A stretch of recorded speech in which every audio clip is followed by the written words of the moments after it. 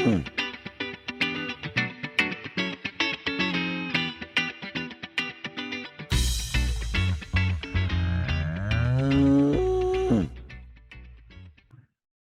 we're talking about risk and what that means from a feedlot perspective when we're looking at high risk calves versus low risk calves. Then we're going to talk about building a reputation on the cow calf side for bulletproof feeders and all that goes into that, which includes cow nutrition, selecting replacements, calving window, calf environment, and calf stress, and then backgrounding to wrap things up. So all of this goes into making or building this reputation for a bulletproof feeder. So the goals of an operation and each side of this, because it comes from two different sides. There's a feedlot goal and there's a cow-calf goal. Most of what we're trying to do on the feedlot is capture a margin with known inputs. You're always trying to figure out what those inputs are, what they cost. And then we want to have cattle that are going to have predictable results. So we know what we can afford to do, what we can't afford to do, and try to capture the margin on those cattle.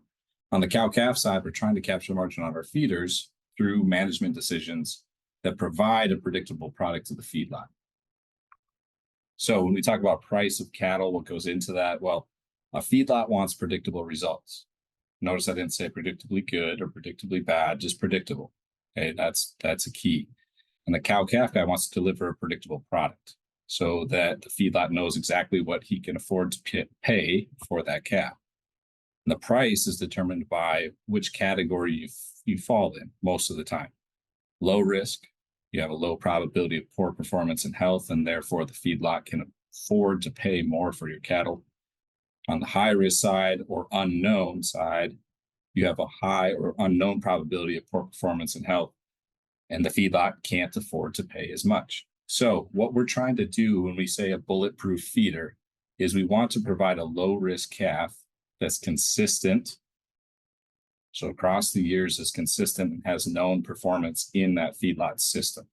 That's what provides us the highest price for our cattle. And that's what we're working with tonight. Feedlots have different models. They're all different, how they make their money, what they choose to do, what risk tolerance they have. So some feedlots buy high risk cattle and they pay low to try to capture a huge margin. Now, most of the time that depends on intensive management to basically take those cattle and make them lower risk, reduce stress, and to reduce morbidity and mortality as much as possible. So there's a lot of time and labor that goes into that system when you buy high-risk cattle and you're trying to capture as big a margin as possible. Then there's high and low-risk cattle buyers where they buy a combination of everything, but each group is evaluated individually so that they know, okay, for this pen, I got to spend more time doing this. For that pen, I don't have to as much. There's all sorts of different risk factors. And actually in weight is probably our biggest risk factor. Lighter calves tend to have more problems. And that kind of follows along with the theme of the more time you're in the system, the more chances you have to have something go wrong. And that's pretty true across the system, across species, really.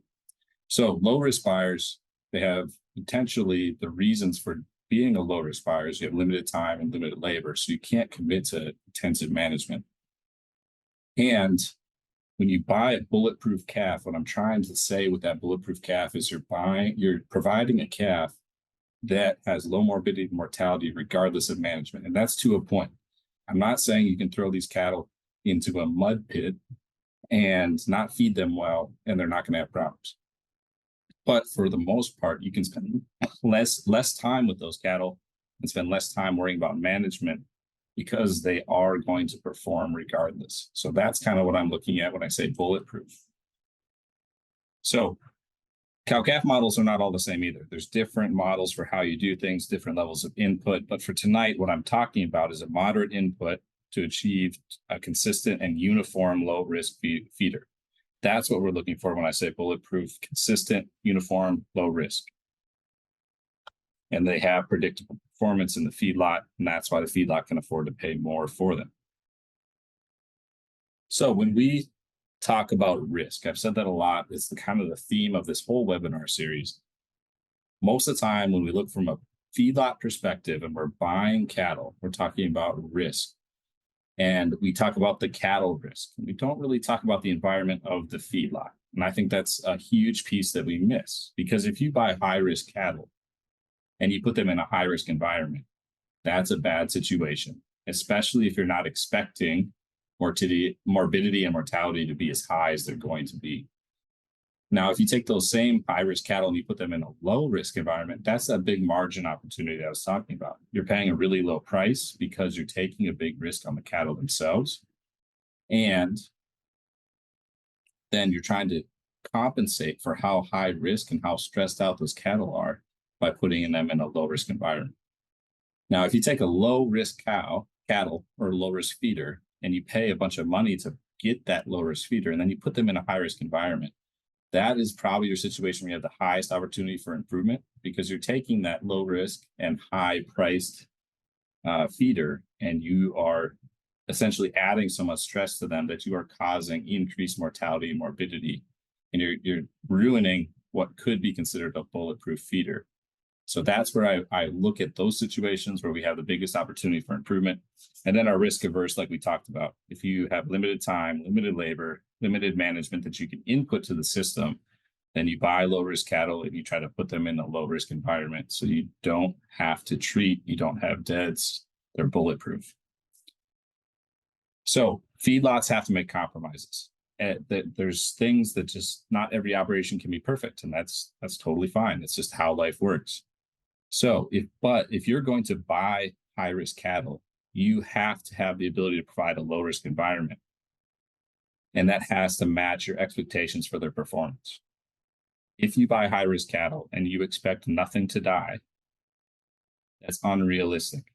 You're going to have some cattle die if you buy high risk feeders, especially if you're buying the highest risk feeders that are, 250-pound Holsteins. That is the highest risk feeder you're going to buy. And if you expect nothing to die, that's not realistic. So matching your expectations to what you can provide and what's actually going to happen is huge. And then we look at the big three: bunk space, water space, bedding, and pen space I put together. Not everyone can do all of those three perfect, but you need to be able to do at least two of them. So if I short bunk space, you got to get everything else right, because you've added stress to the system. Same thing with water, same thing with bedding. If you're going to choose to compromise on one of those, you have to do everything else right, or it starts to stack stress and you have a big train wreck. So here's my new model. I'm trying it out a couple times on everybody just to see if it makes sense. Stress is cumulative, it stacks.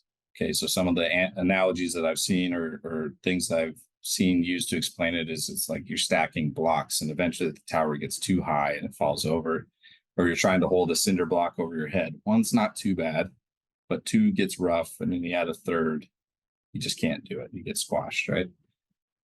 For me, I like thinking of it as a cup, because it allows you to have a buffer, because cattle do have a built-in buffer for stress. Everyone does. But it does stack and it starts to fill up this cup. So when the cup fills up and it flows over, that's when cattle break with disease. So hopefully that makes sense, because we're going to use it for the rest of the presentation here. So when I have high risk cattle, I have a cup that's almost already full. So if I take them and I put them in a high stress environment, I've created higher risk cattle, and they don't have much buffer for stress because they're already full. And when you add more stress on top of it, they're going to break. There's nothing preventing them from breaking. You have so much stress stacked on top of each other.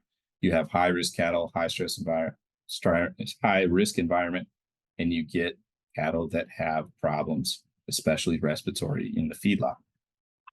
Now we take that as opposed to our one feedlot that we talked about, where it's trying to capture this big margin. You take high risk cattle who have a pretty full cup, but you put them in such a low stress environment, you actually start taking stress away, and you can give them back that buffer, and you create low risk cattle over time that formerly were high risk, because you're taking care of the management piece so well. So we can do the opposite. We can ruin cattle. Absolutely. We can take feeders and put them in a high stress environment and make them high risk cattle over time. If we have low risk cattle and we add enough stress, we're going to get high risk cattle eventually. and we're going to fill that cup up enough to where it's going to overflow and they're going to break. You can't ignore the environment that they're going into. So, and then we have our final example, low risk into low risk. Keep that buffer for stress. Now the buffer, that empty space in the cup, is really important because we can't control for everything. We know that this year, especially weather's been weird, right? So when we have issues with weather, when we have issues with ventilation or mixing, bunk calls, high stress handling is a big piece of this. Pen moves, castrations, lack of bunk space. We're filling that cup up until it can't help but overflow. Now, if you have high risk cattle with their cup already full, and you have all these things that could go wrong, something's going to go wrong. If that's something in your control or out of your control, it doesn't matter, but something will happen eventually, and those cattle are going to break unless you do everything perfect. And that's what some of these feedlots are counting on by having lots of time and labor invested in the management and the care for these cattle. They're counting on themselves being so good that they can take these high risk cattle and bring that stress down. So in my hypothetical feedlot, we're talking about a high stress environment. Okay? If they have a high stress environment already in that feedlot, which could be all sorts of things, not enough bunk space, not enough water space, mud, all sorts of different things, too many vaccines, not enough vaccines, high stress handling, all sorts of things, right? They really only have a few options on what to do. So their option one to fix things is they buy low risk cattle, and they hope that their high stress environment isn't high enough to make them break. That's tricky, but that's one option. You figure out how to buy low risk cattle. Now, finding low risk cattle is a whole nother discussion, especially if you're trying to buy dairy beef calves. So it's not always a great option finding a new source, and you also have to pay more for cattle. So option two is to improve at home and lower the stress of the environment that you're putting these cattle into. And it becomes time and labor intensive to a point.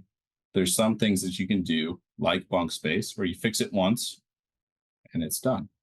It's still overhead costs, it's still added time, added labor, but there's some one-time investments that make a huge difference. And bunk space is one of those.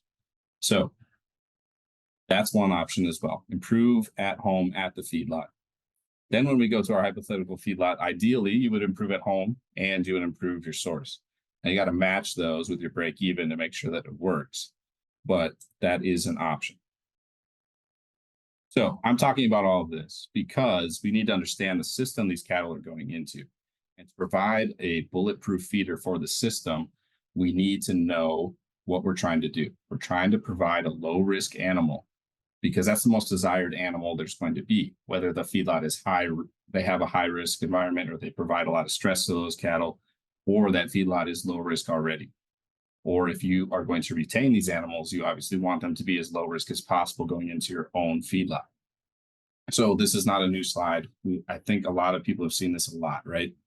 This is the hierarchy of importance for calf health. No matter what, this is in order of importance. And because we have limited time and money, you can't work on everything at the same time. We have to prioritize. Now on the beef side, the top three are handled by mom. So if we take care of mom and we get nutrition right, we're gonna do pretty well. So think about this question for a second. How do we measure nutrition when we look at cows? Yep. So when we're talking about nutrition and what can we do visually to make sure that are we meeting her energy needs? Are we meeting throughout the year? We do what we call body condition scoring, and of course that's on the scale from 1 to 9. And what we'd like to see for mature cows is we'd like to see her be at that 5 to 5.5. We'd like to see our heifers, our first calf heifers, at a body condition score 6, meaning that of course after she calves, she's got to make sure that she's producing quantity and quality of colostrum She's still growing. She has not reached her mature weight yet. So we've got to make sure that she's got enough energy reserves to draw off of so that we can get her bred back in a timely manner. We can have, a lot of times we see a range of body condition scores within the herd, but we got to make sure that we are providing adequate bunk space to make sure that everybody's got enough space in the bunk so we can keep that a uniform condition and make sure that we're providing that targeted nutrition decisions. So who do you feed when there are body condition scores 4s and body condition scores 8 in the same pen? When we gotta, if we can, if we'd like to sort those heavier condition ones off, those big boss cows, those ones that are just simply maintaining, they don't need to be at that body condition score 8. We've got all the research in the world to tell us that we're actually, I mean, that is not an efficient cow when she gets up to that 7, 8 score. But how do we manage those 4s? Just making sure that we are, if we do have a wide range of them, we got to make sure that we're sorting them correctly. Or are there other underlying conditions that are going on that, why is she falling behind? Why is she having a hard time keeping up with the rest of the herd? Totally right. Everything Melissa said. We're really truly trying to figure out how to feed for a targeted nutrition. And that only happens when we have uniform body condition. That doesn't matter if it's cows or calves or anybody. So that's what we're trying to do. So how do we create that wide body condition while we don't have enough bunk space? And it doesn't matter what we're talking about, cows, heifers, calves. You can create a wide range of body conditions if we don't have enough bunk. So in the situation where we don't have enough bunk space, who's at the bunk? Well, it's in this situation, we're going to talk about replacement heifers. It's big fat heifers, and they stay fat or get fatter because they get to be at the bunk. And our skinny and younger heifers miss out. And that's a problem because a lot of times our younger animals are the ones that need nutrition more than the rest. And when we look at our 2 and 3-year-olds, which are the most important group nutritionally, because they're still trying to grow a calf, they got to get pregnant again, a lot of things going on for them. And they're usually with older animals. We have to really focus in on bunk space. This is an example of 2 feet per head. And these are 2 and 3-year-old or 2 and 3 third calf heifers. So they are still tight. I mean, this is 2 linear feet per head, and they're still getting bumped out every once in a while. And it's still pretty tight. So I know this producer is actually going to extend this bunk. And this bunk's going to be 30 inches per head. So 2 is definitely a minimum. We need to sort for age. That's part of this. We need to establish a base, a strong base for these calves to grow and these feeders to grow in. And part of that is just taking care of mom nutritionally. And part of that is sorting by age.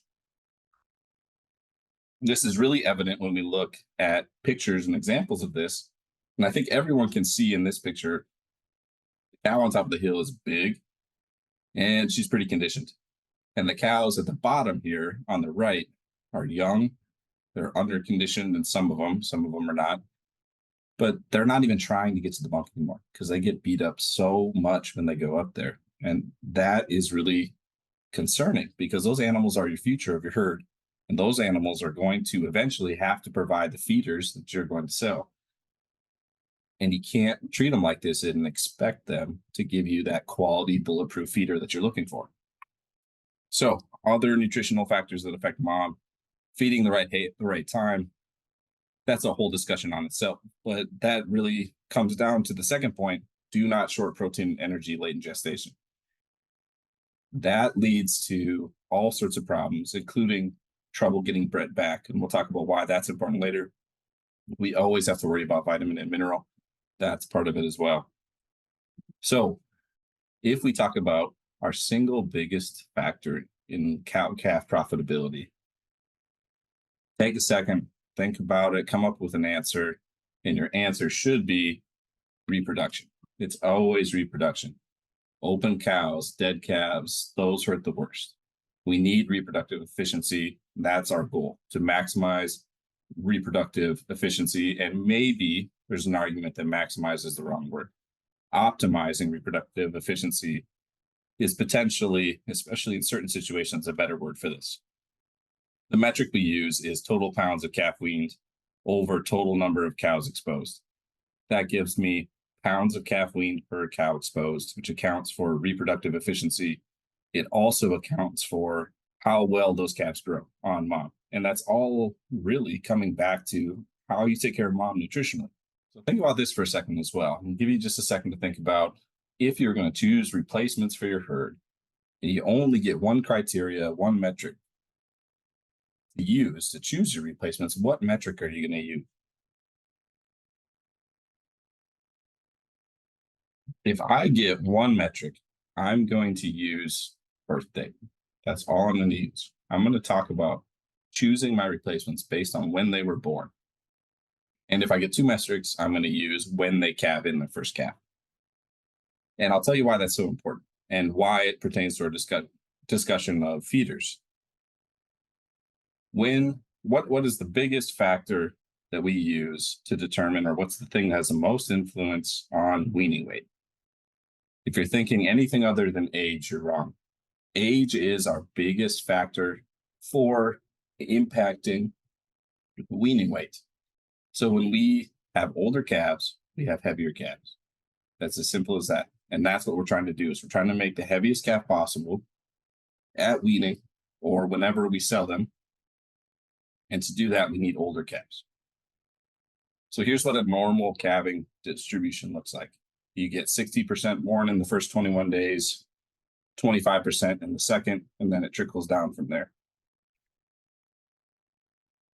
The goal of this whole deal, of this calving distribution, is to shift everything to the left.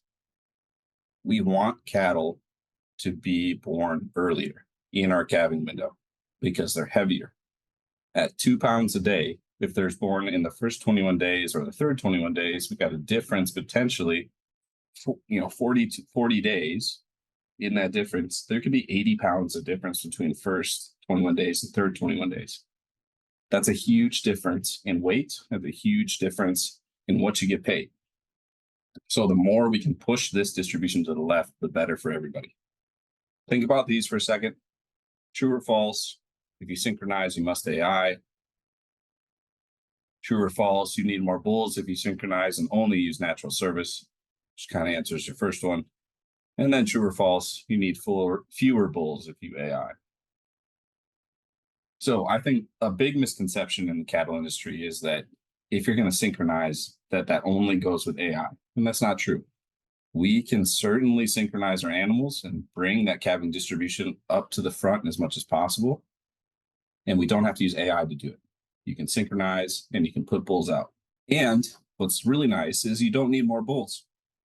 So if you are going to synchronize your animals, you actually don't need to add more bulls for natural service to cover the same number of animals. Now, there's all sorts of studies out there. One of the best studies that I've seen, or two studies I've seen, shows there's no difference in pregnancy rate between a ratio of 1:7 and 1:51. And then the other study showed 1:16 and 1:50. There's no difference in preg rate between any of those ratios when the animals are synchronized. And you can take that information as you want. Now, biologically, and when you talk to reproductive physiologists and economic analysts, when they're looking at this question, 1:25 is the correct ratio of bulls to cows. So I think that is what I would stick with. I would try to stick to that 1:25 ratio. Now, if you do AI, you can get away with half as many bulls. So you can go to that ratio of 1:50 if you AI, and that's totally fine. Now, all this is to say that we want our calving distribution to look like this. We want 80 plus, 85, basically as many as we can, born in that first 21 days, because those calves are going to be heavier. Now, this is a real calving distribution from a herd that I work with, and they do this without synchronization. And I think that's pretty incredible, because they are able to do that because they take care of all the mama cows so well, and they're so uniform, and all their nutrition is so on point that they just get bred right away. And they take advantage of reproductive momentum, which is what we're going to talk about in a second, that allows them to have a hugely uniform group of calves coming out of these groups. And that is what feedlots are looking for.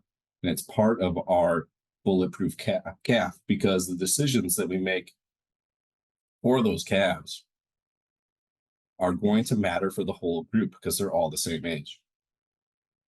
So when we look at replacement animals and we're looking at lifetime return on investment based on when that heifer calved for the first time as a 2-year-old. Now herd two's got some problems, but when we look at the trend overall, the lifetime return on investment based on when they calved as a 2-year-old is hugely weighted towards the first 21 days.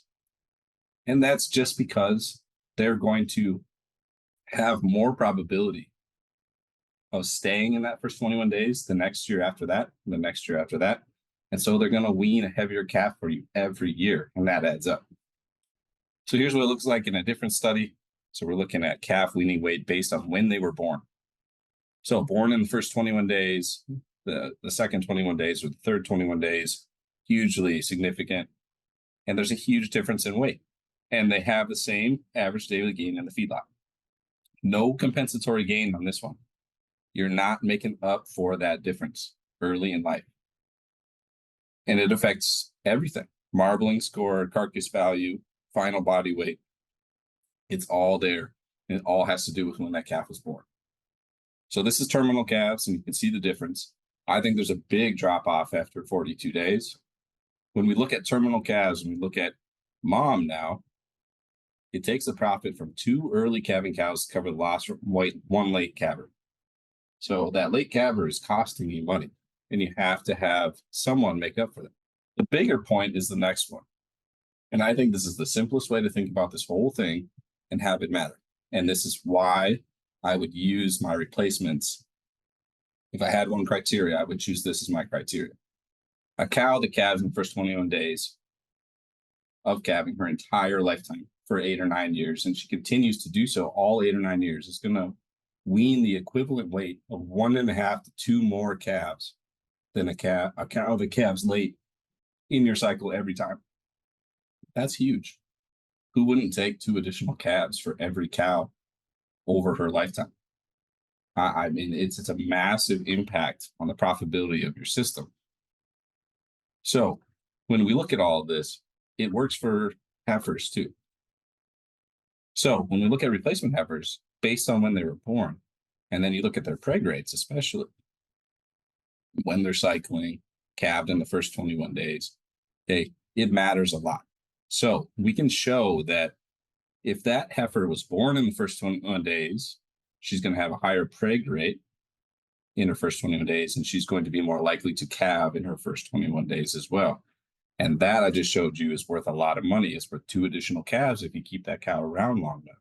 I get one criteria, all I'm using is birth date. Big drop off after 42 days. The research shows that all the time. So when I'm talking about bulletproof feeders, and I'm talking about the dam and calving, we're talking about taking care of mom nutritionally, selecting for replacements that work in your system, and front loading your calving window. Now, every system is going to be different. So is there a genetic test to tell us about fertility, health, and longevity in your herd? Not a good one.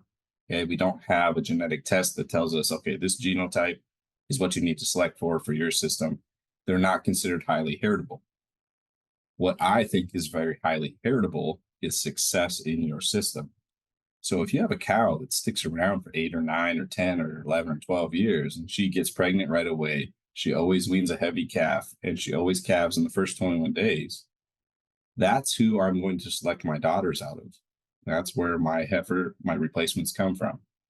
I'm not trying to chase these curve bending bulls and get these replacements out of 1 or 2 or first or second or third calf heifers, because I don't know if they work in my system reliably yet.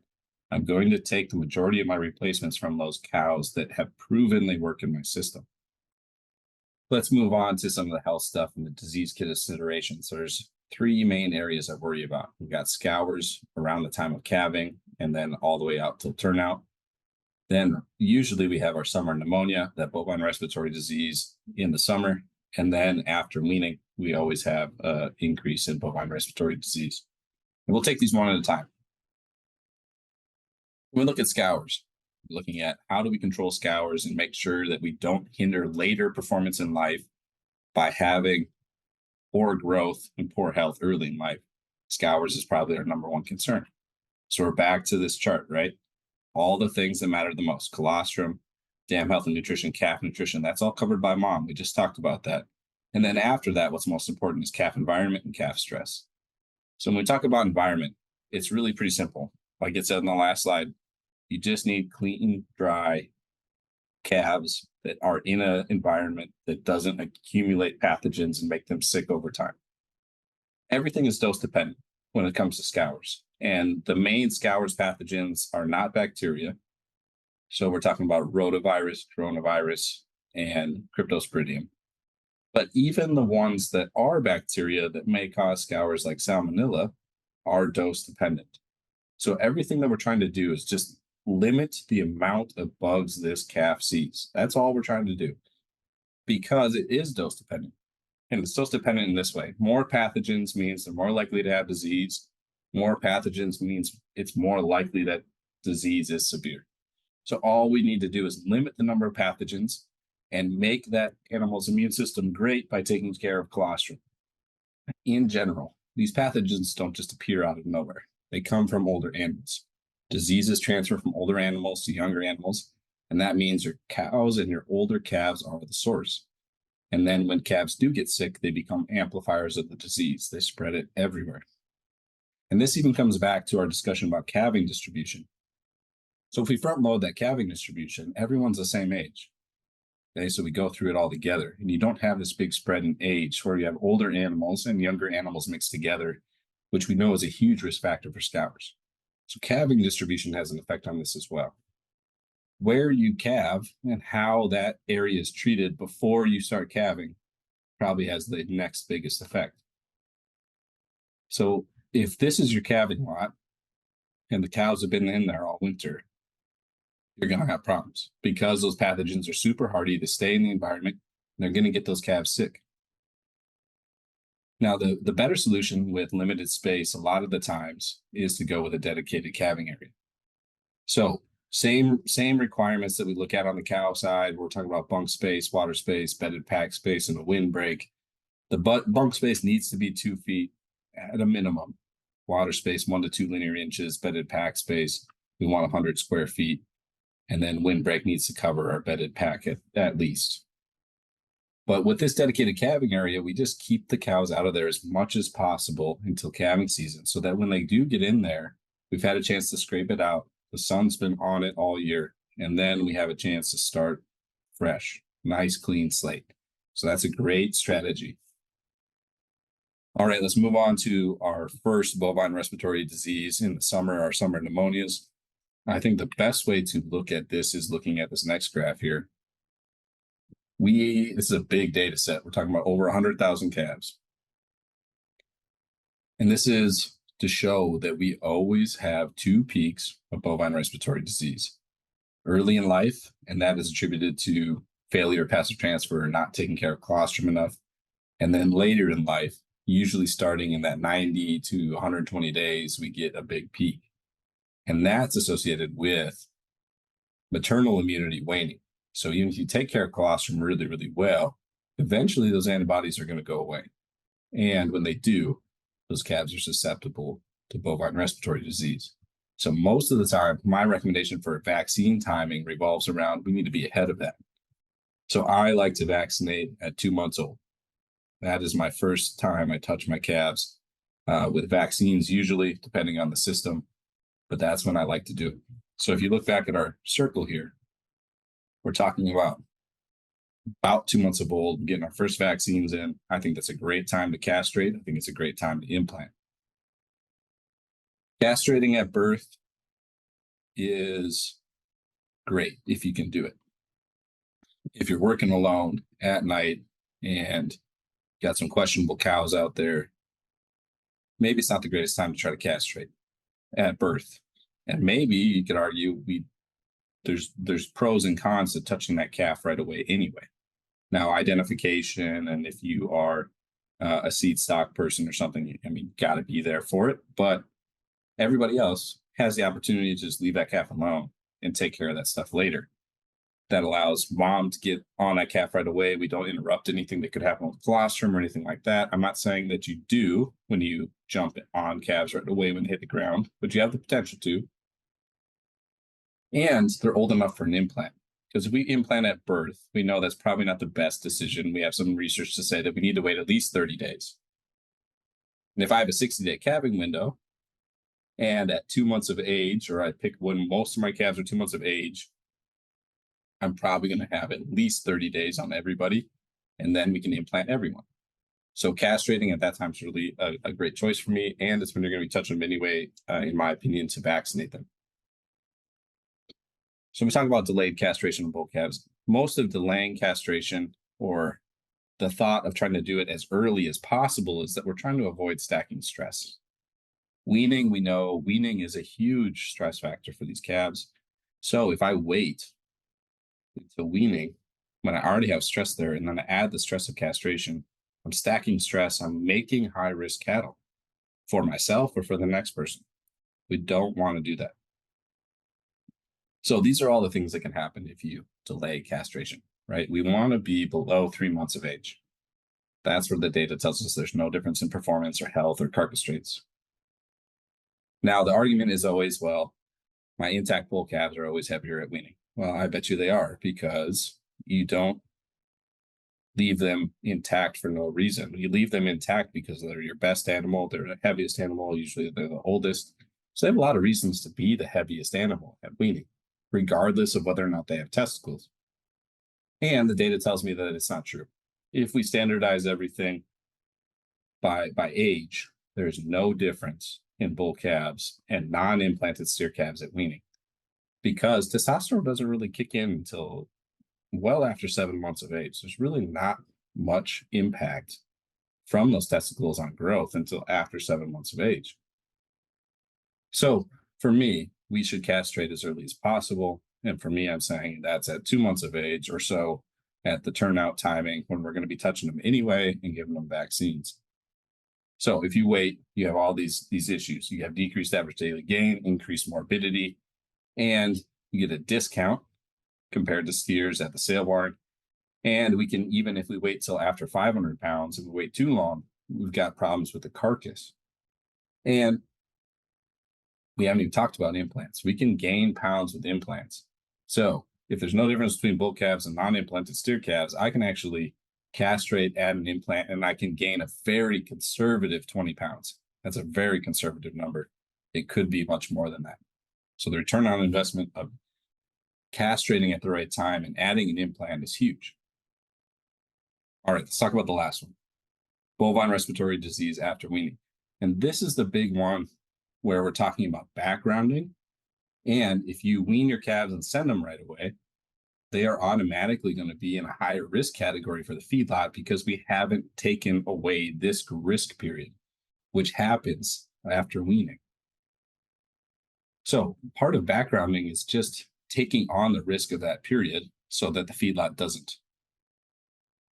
And that's the whole goal of backgrounding, is to add value to those calves by making sure that we take on the risk of the highest risk period, which is that post-weaning period. Now, if you're going to do that, we got to do it right. Okay, so starting cattle, we have to take care of those 3 things that I mentioned at the beginning for cows. We got to do it for calves too. They're just smaller, so the numbers are different. Bunk space, we need 12 to 18 inches, and preferably I really want 18 inches when I'm starting cattle. Water space, 1 to 2 linear inches. That's not too big of an issue, but refill rate is. They drink all at once, especially when they're stressed, and that tank has to be full. And then when we're talking pen space, if you're talking total confinement, we really want 40 square feet at a minimum per calf to make it work when we're starting cattle. This is a little old now, it's from 2015, but the theory holds and the trends still hold, even though the numbers might change slightly. When we look at what adds value to our animals when we sell them as feeders, weaned, typically 45 to 60 days. Now, weaned means backgrounded and healed from castration completely. So if you are going to wean animals and hold them for a couple weeks and you're going to castrate them at weaning, and they go to the barn and they're not completely healed from that weaning procedure, even though they've been technically weaned for 14 days, they are not weaned cattle because you are still adding stress to that animal. They're still a high stress animal for the feedlot, and you're going to get paid accordingly. So backgrounding is a huge way to add value to cattle. Performance history, you can see, is a big piece of that. That's that predictability piece and the known performance in a system. So that's huge. So if we're going to background, we need to do it correctly. So I'm going to take you through a case study. This is a real case study from a farm that I was at pretty recently, actually. So we had 2 pens there. They were having a problem. They had 20% mortality in these pens. And they were getting these calves in. They were breaking at 30 days.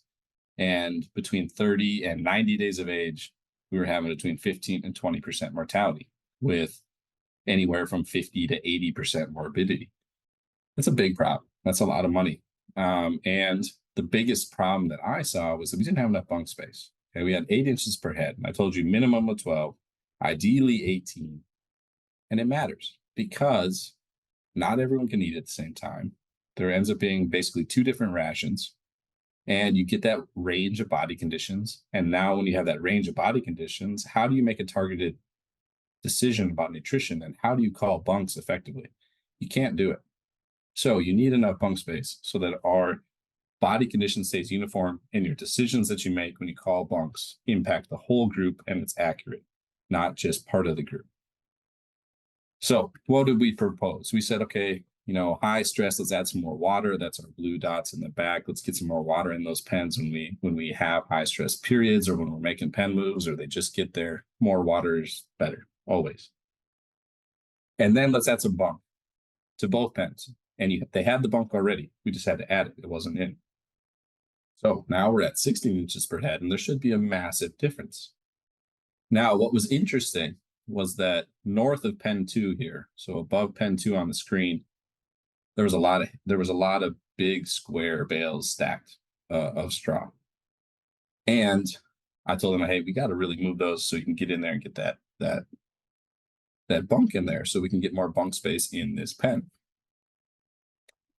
Well, they decided they didn't want to do that. And so this is what was done. When I came back the next time, we had added 2 bunks to pen 1 and left pen 2 alone because they didn't want to move the straw bales. So I thought this was interesting. It was a very interesting management decision, and it actually worked in my favor because it did exactly what I told them it would do. And this is what happened. Came back and they're making polls and still having problems, and we saw this, and they had 20% mortality in pen 2, and they had 0 in pen 1 just by changing the bunk space. So I thought, not a great situation for the cattle, not a great situation for the producer, but it proved my point, and that makes me happy.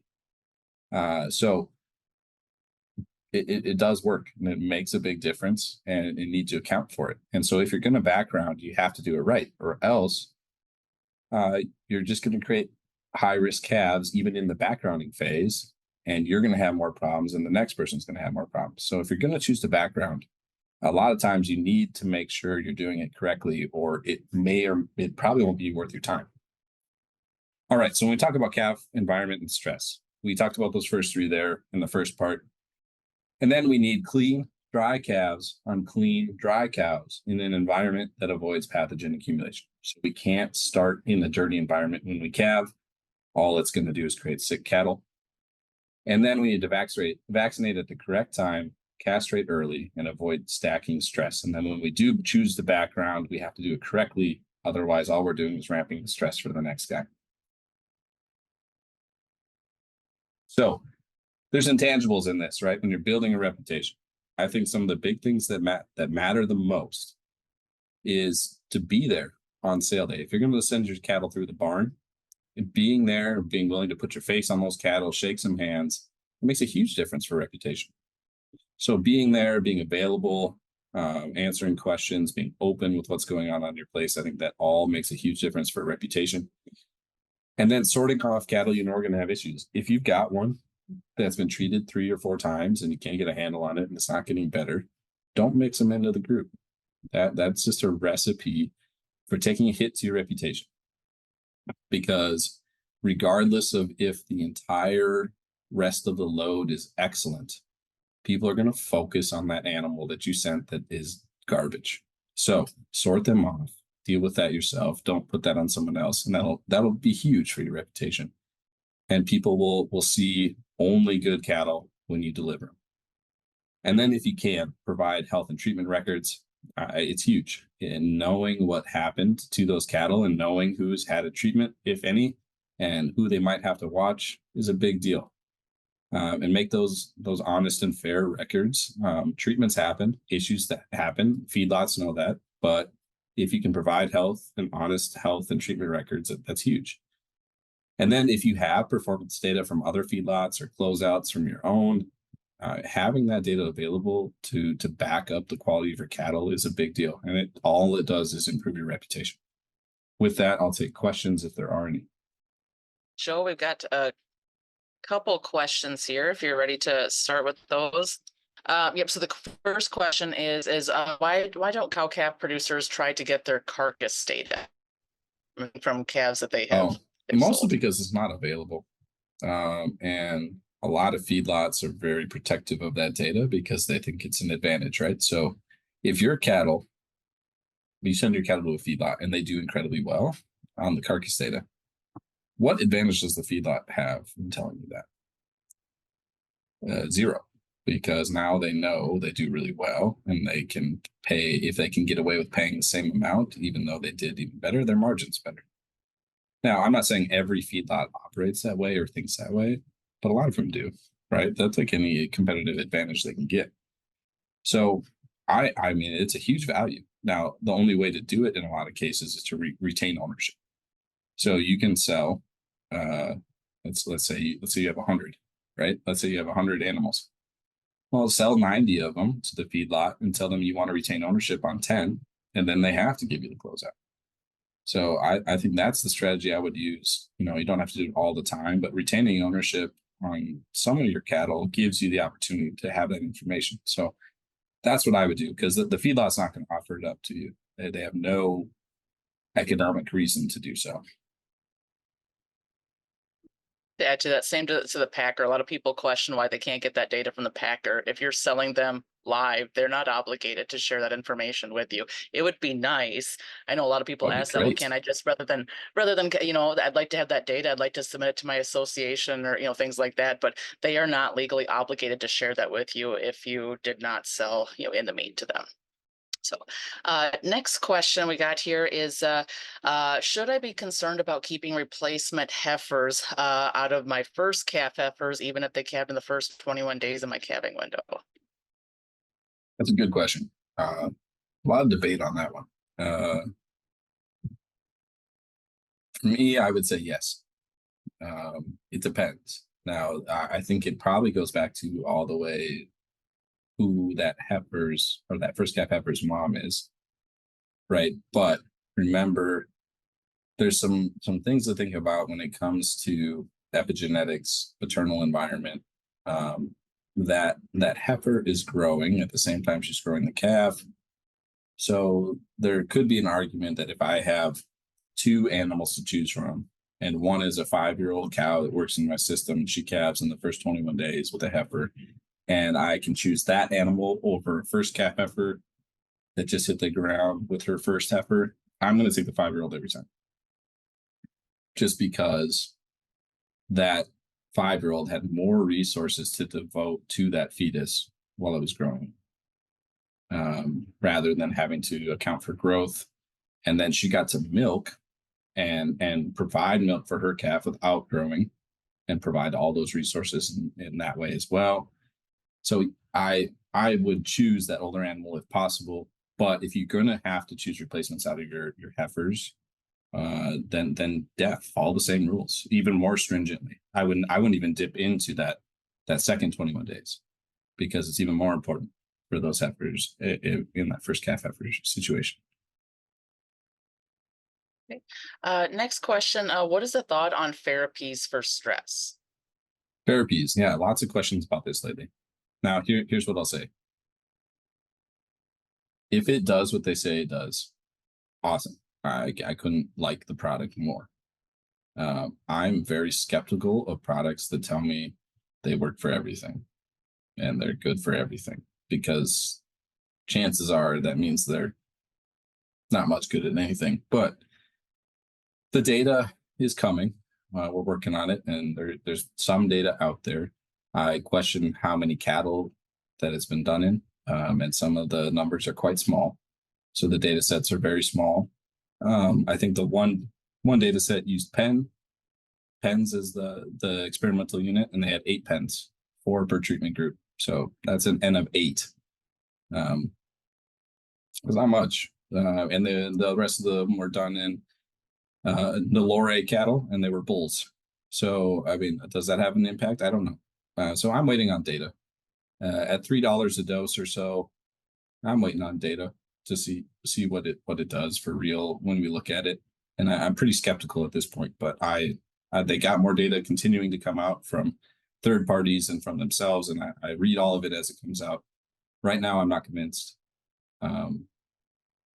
But I hope it works, because it would be an excellent product to use if it does. Okay. Another question. Okay, so should producers only be keeping back the very heaviest of their heifers? Highest weaning weight, earliest born. So they don't necessarily correlate, right? So you have big, glossy, flashy heifers that might be born in the first 21 days, that might be born later. Weight is not a factor for me. I don't look at weight unless they're like incredibly light, and mostly if they're incredibly light, they had a problem, and you know that, right? So the criteria, if we're really talking about heifer criteria, is if I only have one criteria, it's the first 21 days, and then we add in everything else, right? And most of it looks at mom, right? So I don't keep heifers from cows that need help calving, need help nursing, which means they have a bad udder or a big teats, with attitude issues. So you add criteria in pretty quickly that narrows the pool. Those big, in my opinion, the biggest heifers, the biggest weight heifers that look most like a feedlot animal are telling you they should be in a feedlot. I mean, that's my opinion, right? So they've chosen to allocate their resources based on their genome or whatever's turned on towards things that make them great in the feedlot. It doesn't mean they're going to be a good mama cow. We want, I mean, think about some of your best cows. They don't look like a feedlot animal, because that's not what mama cows are supposed to look like. So I think, yes, we have to consider frame and all of that in the mix, but weight, I don't pay a whole lot of attention to weight. No, I want good frame, good feet and legs. I want a cow that's proven that doesn't have any problems, and then born in the first 21 days. But the heaviest doesn't matter to me. Kind of with that, I just seen another question that came in here, but I mean, so kind of tying into this, what you've been answering, but are your replacement heifers, should they be your best genetics, those that are calving in that first 21-day calving? So this is where geneticists get mad at me, Kevin. I like to blend all the terminology together, just mash it together, and geneticists get mad, which probably includes Melissa here. But yes, there's a difference between genotype and phenotype. But when we're selecting heifers in the real world, I don't care. Okay, so when we talk about genetics, I worry about what works for your system, and what works for your system is whatever heifers are born in those first 21 days from cows that have been around a long time and are proven in your system. That is whatever you want to call it. I mean, Brad Hines has some pretty fancy terms for how to describe what part of the genotype is turned on, right? So that'd be genotype by environmental interaction. Well, hopefully Melissa's heard that term, because it was new to me. But the goal is to find animals that are proven in your system, work for you, And if I were to take that same identical animal with the same genes and I stuck it in Melissa's system, not, it could only be someone else's system a mile down the road with a different management style, potentially different feed, that she could do horrible. She could not, her fertility might be terrible. So the whole goal is I'm trying to find cows that fit your system. Now, at some point, you have to have basics of your every system that should be taken care of, how you do it, how you go about it. I don't care. But eventually, you got to get to a point where you are applying selective pressure so that you make improvements and you find cows and create your cow herd to fit your system. Because you can try to fit your system to cows all day, and eventually you're going to run out of stuff to do that's practical. And you have to expect the cows to do some work and apply selective pressure to them so that they can fit your system. Hopefully that makes sense. Joe, I've got another question for you. At what age would you cull a cow and not consider breeding her back again? I don't worry about age either on the back end. We've got some data to show that there's a drop in reproduction at 10 or 11 or 12 years, right? So we've got data to show that maybe that's when we should start looking for sure. But there's a lot more to it, right? There's something else that'll probably call that animal before age, right? So if she's, I don't care if she wants to be 15 or 16 or 17 or 18 in my system and she's still got teeth, her udder looks good, she gets pregnant on time, I don't care if she's 15 or 16. If anything is wrong, yeah, she's the first to go because she's 15. But if I can't find a fault with her, why would I get rid of her? So I think you got to start seriously looking, probably in that 9, 10, 11, 12 range, somewhere in there, you got to start looking. And that includes teeth and udder, feet and legs. I mean, you're looking for anything at that point, eyes.